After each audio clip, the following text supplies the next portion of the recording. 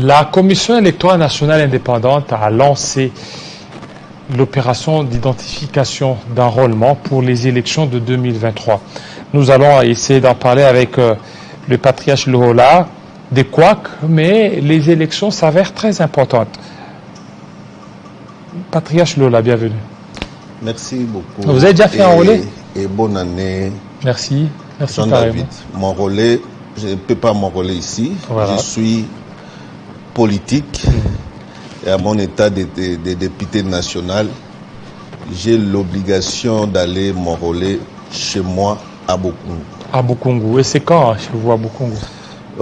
Nous avons des petits problèmes qui ne valent pas la peine de parler ici, mais finalement je suis en train de partir. Donc dans quelques peu de jours, je serai chez moi. Ça fait partie de la première zone opérationnelle de la CENI? C'est la première d'après l'organisation de la CENI, cette organisation qui ne nous arrange pas parce que... Comment ça ne vous arrange pas? Je l'ai toujours dit, même à l'hémicycle, les calendriers ici, nous commençons d'abord à féliciter la CENI pour un fait. Parce que nous sommes les élus de 2018, et après 5 ans, il y a la fin d'une législature, et pour la régularité du processus électoral, on doit commencer quelque part. Pour ce faire, nous disons coup de chapeau, parce que si on ne commence pas par l'enrôlement, cela signifie que nous naviguons à vue, et on ne sait pas là où nous allons. Mais du fait qu'on a commencé, nous disons un coup de chapeau, mais ça pose trop de problèmes parce que les calendriers pêchent même à la nature humaine des Congolais. Ça, je l'ai dit. Si vous prenez, lorsqu'ils ont voulu commencer par nous de l'Ouest, au mois de décembre, alors que c'est décembre, c'est presque, si vous connaissez le Congo, et surtout pour nous les villageois, tout le monde est dans la forêt pour chercher. Et pour vous, il fallait que ça commence quand? Il faudrait d'abord chercher une période où il n'y a pas assez de jours fériés, parce que si vous prenez dans notre calendrier ici, mathématiquement parlant, nous avons les 25 et les premiers qui tombent, les 4, nous prenons les 16 et les 17, c'est 5. Oui, mais la CENI travaille même le jour férié. Non. Bon, à part le premier. Non, mon frère. Là, nous sommes dans quel pays? Nous sommes dans quel pays? La CENI, c'est une institution d'appui à la démocratie. Okay. Et lorsque le gouvernement décrète un jour férié, on nous apprend que la CENI travaille. Ça n'a pas de sens. Si nous sommes dans une république qui se respecte... Donc il ne fallait pas que la CENI travaille. La CENI ne peut pas travailler les jours fériés. Si la CENI travaille les dimanches, c'est parce que nous sommes un État laïque. Et aujourd'hui, on ne peut pas seulement respecter les chrétiens parce qu'on est laïque. Il faut respecter les musulmans le vendredi. C'est pourquoi on est allé aux journées de lundi. Là, on peut comprendre, mon frère. Mais vous prenez la journée du 4, hier.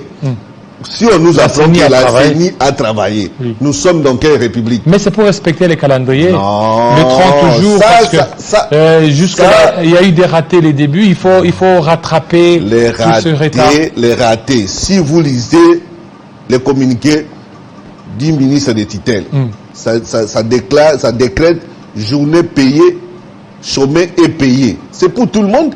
La CENI, c'est un instrument de l'État. La CENI ne tombe pas du ciel comme on voit aujourd'hui. Quelqu'un, il est dans sa chambre, il élabore un calendrier, il lance comme ça. Oui, mais parce que les opérations sont temporaires par rapport à votre travail. Temporaires, mais on ne doit pas, les opérations ne doivent pas violer les lois de la République. Tout ça, c'est pourquoi je me dis, nous sommes dans quelle République? Hein, mon frère? Outre le premier, les autres jours, la CENI a travaillé. Donc pour vous, il fallait que la CENI continue. C'est-à-dire pour les martyrs de l'indépendance, la CENI, la CENI n'est pas concernée. C'est ce qu'on nous apprend, cet exemple-là. Parce que même au-delà de cela, c'est-à-dire la CENI n'observe pas les lois de la République. Et là, signifie que la CENI, ce n'est pas une institution de l'État. Or, si vous prenez les lois de la République, si nous allons dans l'article 211, la CENI, c'est un service de l'État. Un service de l'État. Lorsque les agents de fonction publique ne travaillent pas, l'enseignement est fermé, le ministère est fermé, et on nous fait apprendre que la CENI travaille. C'est quel travail font-ils? Non, ce n'est pas normal. Alors, mais maintenant, patriarche, oui. Vous ne voyez pas qu'avec ça, vous n'allez pas résoudre le problème. Il a fallu que la CENI puisse imposer un calendrier, et le calendrier est là. Parce que s'il suffisait de tenir compte de vos exigences, il y a aussi d'autres qui veulent assez que ça soit tenu pendant cette période. D'où la période peut-être qui a été prise, celle de décembre à janvier, pour la première zone opérationnelle, y compris votre circonscription électorale. Ce ne sont pas nos exigences, ce sont les exigences du pays. Donc ça n'a pas été étudié. Non, écoutez, ça c'est une légèreté. De la part de la CENI. Une légèreté et une précipitation. Excusez, si nous avons besoin d'aller aux élections, il faut qu'on soit sincère. Moi, je parle ici comme politique et j'ai un statut que l'État reconnaît, député national. Je ne peux pas parler de n'importe quoi ou bien de n'importe quelle manière. Si nous avons la volonté d'aller aux élections, nous devons poser les actes qui montrent que nous allons droitement aux élections. Mais les actes que nous voyons, Jean-David Kilolo, nous sommes en train de nous distraire. Parce que quand on vous dit, on doit travailler les jours fériés, parce qu'on n'a pas assez de temps. Est-ce que si on a besoin de faire un calendrier qui ne doit pas heurter les lois de la République, après les 16, jusqu'à mi-mai, mi-mars, il n'y a pas de jours fériés. Là, vous travaillez calmement. Et il y a un avantage parce que ce n'est pas la période pluvieuse. Aujourd'hui, chez nous, il pleut chaque jour. Mais il y a aussi un problème. On vous dit, on travaille jour férié parce que nous devons aller aux élections. Mais vous, la CENI, vous nous avez promis que non, les kits, ce n'est pas la machine. Nous avons amené les kits parce que les kits comprennent la machine et les panneaux solaires. Mais Jean-David, chez nous, il n'y a aucun panneau solaire. À Bukungu. Oh. Mais là, il faut quoi? Il n'y a aucun panneau. Ce n'est pas seulement Bukungu. À travers toute la République, il n'y en a pas.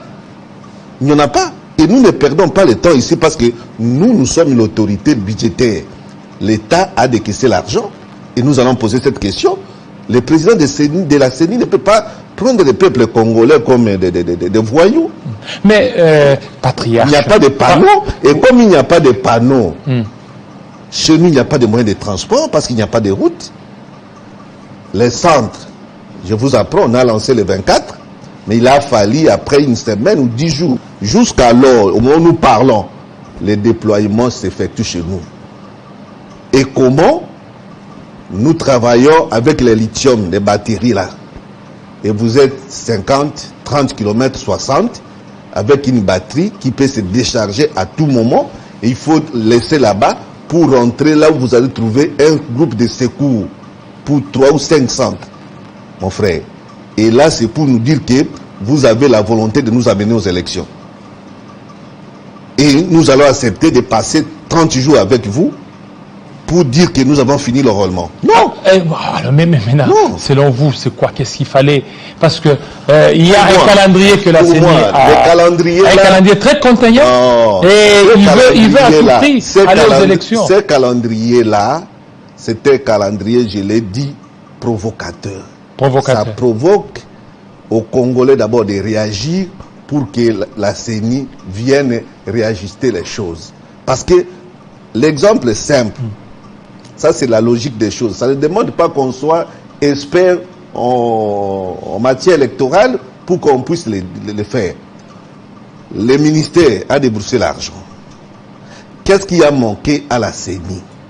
De bien faire les choses parce que les latins disent recte agesi quid agis. Fais bien si tu fais quelque chose. On prend les 3 mois pour tout le monde. Parce qu'ils avaient reçu l'argent pour la machine et pour les kits. On déploie tout à la fois. Pour tout le monde. Pour tout le monde. Sur toute l'étendue du territoire. Du territoire national. C'est faisable.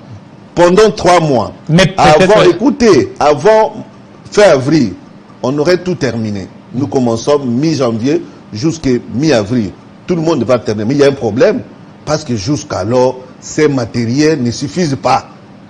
Qu'on ne trompe pas les Congolais.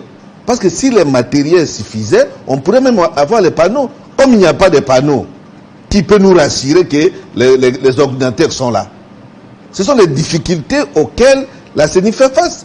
Quand on fait étaler les contraintes, il se permet même de dresser les contraintes qu'on fasse des institutions comme président ou comme gouvernement. Mais il devait aussi montrer les contraintes, ses propres contraintes, parce qu'il a reçu l'argent. Qu'est-ce qu'on a fait avec cet argent? Vous avez dit, vous amenez les panneaux, bien que ça ne va pas servir comme il faut, mais il n'y en a pas. Qu'est-ce que ça fait? Et vous prenez votre fameuse application. L'application de la CENI. Mon frère. Donc, pour être plus rapide, non, il faut télécharger l'application. Vous remplissez et puis vous allez déposer. Si vous prenez les 50 millions de Congolais visés, combien détiennent les téléphones? Ça, c'est la première question. Parce que ce n'est pas parce qu'on est à Kinshasa et qu'on dit nous concevons les choses en fonction de Kinshasa. Même ici à Kinshasa, moi je vous dis, parce que je suis politique et éducateur, il y a des foyers qui n'ont pas de téléphone pour appeler les leurs. Ils vont dans les cabines, ainsi de suite. Alors, en dehors de Kinshasa, prenons les territoires de Bokungu. Il y a les réseaux qu'au centre, c'est-à-dire les chefs-lieux de Bokungu, et à Yalifafou, 1 km au centre, c'est tout. Si je prends chez nous, Chouapa, Bouende centre, Monkoto centre, Befale. En termes de pourcentage, si nous sommes à 1,5 million, ceux qui détiennent les téléphones ne sont même pas à 200 000. Et vous dites, je conçois l'application. Vous concevez cette application pour qui? Vous jetez l'argent? Même ici à Kinshasa. Combien détiennent les téléphones qui vont respecter cette application? Vous voyez, ce sont les dépenses inutiles. La réalité qui est là, c'est que la CENI a présenté son calendrier et la CENI a parlé des contraintes. Et ces contraintes, souvent, ne sont pas liées aux activités de la CENI. Comme par exemple, les contraintes infrastructurelles. Il y a des infrastructures qui posent des sérieux problèmes, vous l'avez dit. Il y a des contraintes, il y a dans certains coins où il n'y a pas du courant. Mais tout ça, ça ne relève pas de la CENI. Ça, c'est l'État congolais qui devra prendre toutes ses responsabilités. Et la CENI vient, elle vous donne les calendriers. Non, écoutez. Vous, en tant que lorsqu'on parle organe régulateur, lorsqu'on parle de l'indépendance de la CENI, c'est d'abord sur le plan administration, finance, c'est ça. L'indépendance. Ce n'est pas que la CENI ne respecte pas les jours fériés parce qu'elle est indépendante et que cette CENI soit incapable d'assurer son indépendance financière, c'est-à-dire sur le plan budgétaire et le plan de son administration. Les gouvernements déploient des efforts pour que la CENI puisse fonctionner normalement. C'est ça l'indépendance. Mais quand on lui donne l'argent pour acheter les kits, quand vous prenez l'exemple les plus récents, prenons Nanga, l'exemple les plus anciens, prenons les faits Malou Malou, qu'est-ce qu'ils ont fait? Ils ont compris, on achète les groupes électrogènes et avec l'ordinateur pour travailler durant la période voulue. Quand on vous donne l'argent, vous achetez ce que vous voulez et après ça, vous venez retourner sur le dos sur la tête du gouvernement. Non, non. Il y a eu l'argent décaissé. Si la CENI pourrait nous dire, je ne débite pas les opérations parce qu'on ne m'a pas donné l'argent pour pouvoir me permettre d'acheter les générateurs ou comme il a préféré les panneaux, c'est ainsi que je retarde l'opération. C'est clair. Mais la CENI a dit, je suis prête. C'est-à-dire quoi? Il a reçu l'argent. Et avec les panneaux, contrairement au groupe électrogène, c'est pour réduire un peu le coût, réduire les dépenses. Parce que je vois que la CENI est vraiment très déterminée, en dépit de certaines résistances de vous, politiques, qui ne veulent pas aller aux élections. Nous sommes prêts aux élections, mais je vous dis, Jean-David, tenez la date d'aujourd'hui, la CENI n'est pas prête à nous amener aux élections. Parce que je vous ai démontré ici, sauf si le gouvernement congolais n'avait pas donné l'argent pour l'achat des matériels. Et personne ne va vous dire, ils avaient reçu en partie l'argent pour les matériels concernant le roulement. C'est-à-dire qu'ils ont reçu la totalité. Cela signifie qu'on pouvait commencer le roulement partout dans 3 mois et terminer. Parce qu'il n'y a rien qui puisse manquer. Mais si la CENI ne l'a pas fait, c'est dans son indépendance. La CENI a joué la carte. Ce sont les mêmes matériels. Je vous révèle. Le même matériel. Je vous révèle Quel matériel? Les matériels de 2018. Ce sont les matériels qui sont à Bokungu, qui seront versés soit à Kabeya, Kamwanga et autres. Il y a d'ailleurs, on n'a pas de machines de réserve. Il n'y a pas assez de machines de réserve. Et je vous dis, dans 3-4 jours ici, on va ramener les 20 machines qui se trouvent à Bokungu pour retourner à Kinshasa. Et pourquoi? Bokungu ici, c'est un exemple. Pour commencer à servir d'autres provinces, mon frère. Alors que ces machines ne sont pas efficaces. Moi, en 2005, moi j'ai travaillé avec une pauvre Abbé Malouma, de reste de mémoire, comme superviseur technique des opérations. Et j'ai vu les matériels que la CI à l'époque avait acheté. Mais comme vous voyez ce que vous avez ici, il n'y a rien. Il n'y a rien. Même les cartes et tout comme ça, il n'y a rien. Oui, mais ils disent que c'est la meilleure des cartes. C'est la meilleure des cartes que la RDC a fournie. Ils peuvent vous dire la meilleure. Vous n'avez pas des yeux pour voir. Les mains pour même les aveugles, quand ils tiennent, parce qu'ils ont des sensibilités, ils ne peuvent pas distinguer que ça c'est la mauvaise des cartes que nous puissions obtenir. D'ailleurs, les Congolais, je vous dis, c'est de notre naïveté. Moi, je suis député de l'Union Sacrée, je soutiens le président de la République. Si les Congolais étaient conscients, ils ne pouvaient pas prendre ces cartes. C'est l'argent du contribuable congolais. Je vous illustre un exemple. Le samedi d'avant Noël, il y a un fonctionnaire qui avait été chassé des Raobank parce qu'on lui a dit que ce n'est pas votre carte. Allez, il y a des témoignages. Mais après 2 semaines ici, je vous dis, les Congolais vont pleurer partout parce que si vous avez, ça c'est Raobank, mais les solidaires et les autres là, nous les petits peuples, nous n'avons pas les passeports. Et quand vous amenez une carte qui ne vous ressemble pas, on vous dit, Zonga, ils ont carte notaire.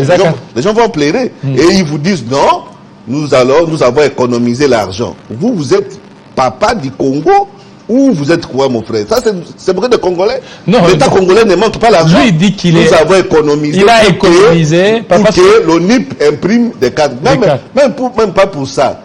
Carte au noir-blanc, ça peut s'imprimer en bonne qualité. Ce n'est pas que pour on obtienne une belle carte, il faut que ça soit en couleur. Ce n'est pas ça. Ça, c'est une mauvaise hypothèse.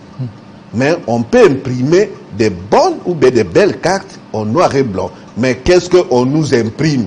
Des cartes fantômes. Comment ça se passe? Là, c'était peut-être les 3 premiers jours. Vous savez, pour les jeunes femmes, écoutez, les jeunes femmes et les jeunes filles ne veulent pas livrer ou bien montrer ces cartes aux gens. Pourquoi? Mais c'est une honte. Une honte? Oui.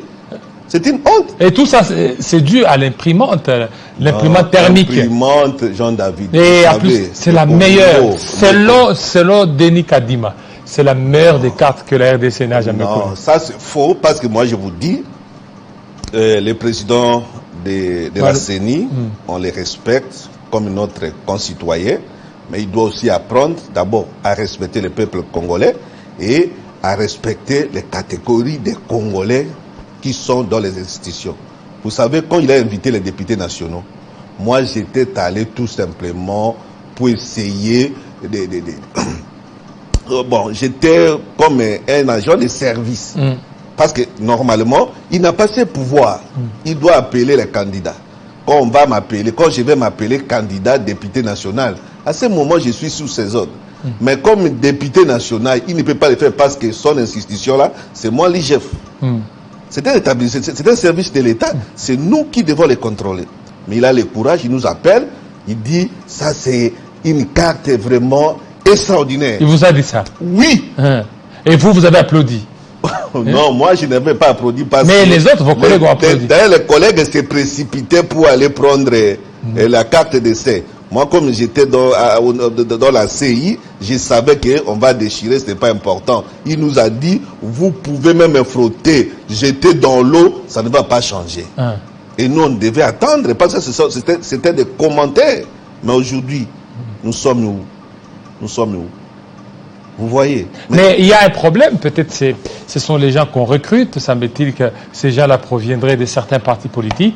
Lorsqu'ils arrivent, il y a un problème d'impression. L'indépendance, vous avez avoué qu'ils ont travaillé les quatre, et signifie aussi que dans les recrutements, la CENI est indépendante.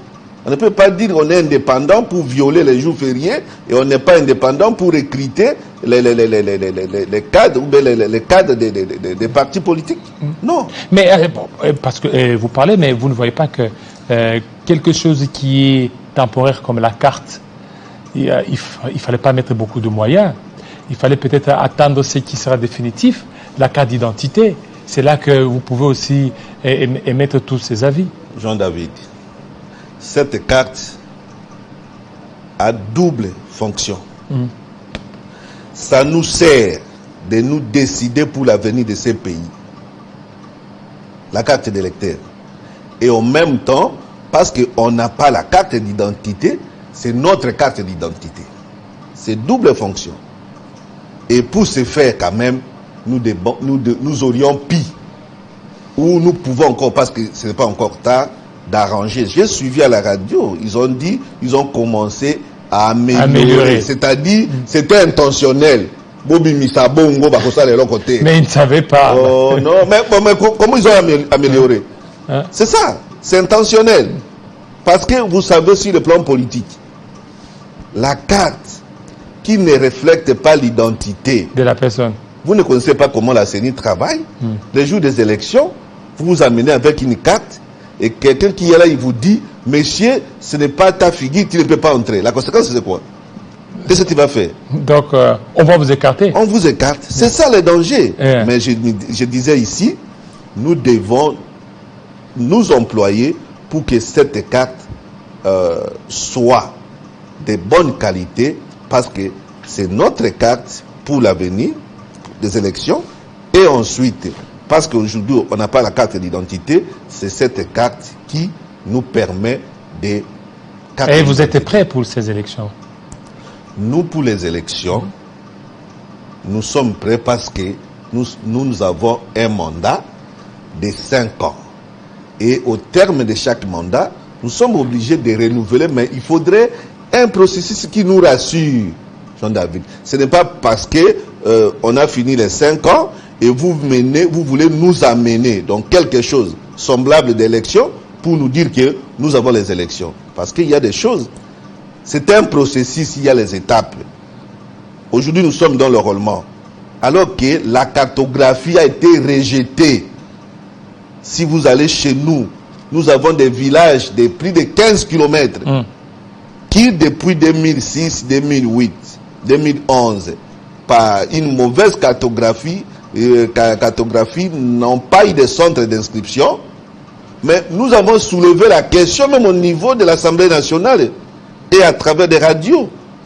Mais les cartographes, et ici c'est les agents de la CENI qui étaient sur place, ils ont repris ces villages-là.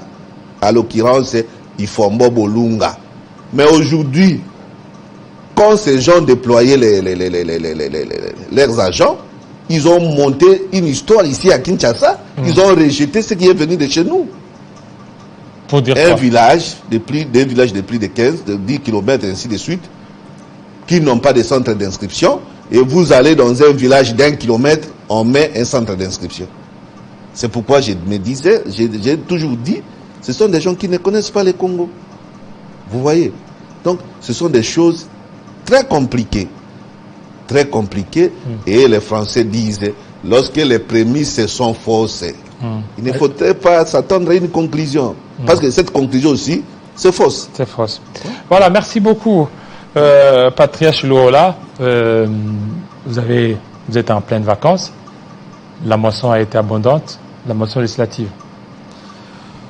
Oui, bon, la moisson, nous avons travaillé, mais là, nous sommes dans l'article 100. Le Parlement, voter les lois, contrôler. Les lois, on a voté en abondance, mais côté contrôle, nous sommes en train encore de tâtonner parce qu'il n'y a pas assez de contrôle. Et vous savez, quand cette fonction, parce que c'est cette fonction qui fait même revivre la fonction de représentation. Parce que dans les fonctions traditionnelles, on cite souvent contrôle et vote, et on peut ajouter la représentation, mais dans la représentation, ce qui nous donne beaucoup de valeur, c'est le contrôle là. C'est par là que ceux qui ont la charge de la chose publique sont contrôlés pour améliorer les vécus des populations.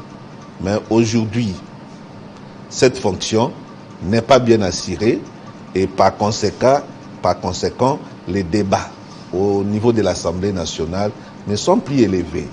Même le temps qu'on nous accorde, nous sommes les parlementaires. Donc les temps ne sont pas suffisants. Parlementer. Parler. C'est pas seulement parler, mais c'est parler avec méthode. Et là, quand vous citez les fonctions d'un parlementaire, quand il parle au niveau de l'hémicycle, c'est pas comme je parle avec vous, vous devez remplir ces fonctions-là. Plaire, convaincre l'auditoire et émouvoir aussi. Dans 5 minutes, qu'est-ce que vous pouvez faire? C'est bien souvent, vous verrez, qu'on donne la parole, c'est toujours entrecoupé. Et ça ne nous donne pas, ça ne nous remet pas dans notre dignité. Donc ça, c'est les bureaux qui ne font pas bien son travail. C'est pas les bureaux, c'est la police des débats. La police des débats. Mais oui, assuré par les bureaux. Oui, mais normalement, il faut donner le temps. Oui. Il y a des plénières, on peut même faire 10 heures du temps de plénière, 20 heures du temps. C'est normal. C'est ça notre travail. Mais vraiment, on doit s'employer pour essayer un peu de nous rattraper de ces côtés-là. Merci beaucoup, Patriarche. Mais le dernier mot, je vous vois terminer, c'est de dire, souhaiter bonne année à tous les Congolais et spécialement aux électeurs de Bokungu pour leur dire, en lingala, batata, ba maman, orellement, il y a les lots. Eza nzela oyo bato baza koyeba monene ya mboka. Eza te parce que toza tona 200 km to 300 de tomi bengi mboka monene, mais eza en fonction ya nombre ya ba électeurs. Yango tolobi ndeko mobali ndeko mwasi papa mama tozwa konzo ya kokende kozwa carte d'électeur et mingi pona biso. Ne jamais trahir Bokungu Inkolobake biso bana Bokungu. Voilà. Tozwa carte na ba centre d'inscription ya Bokungu. Semaine prochaine, Patriarche Ndako Nzambe akozala na bino. Merci beaucoup. Elongo na bino. Patriarche Nzambe akosunga. Merci beaucoup. Merci surtout de votre passage. Merci, c'est à moi de vous remercier. Voilà, tout Bokungu vous suit et puis nos vœux le meilleur à tous les Bokungois. Télé 50. Voilà, merci. Et notre invité, c'est tout de suite.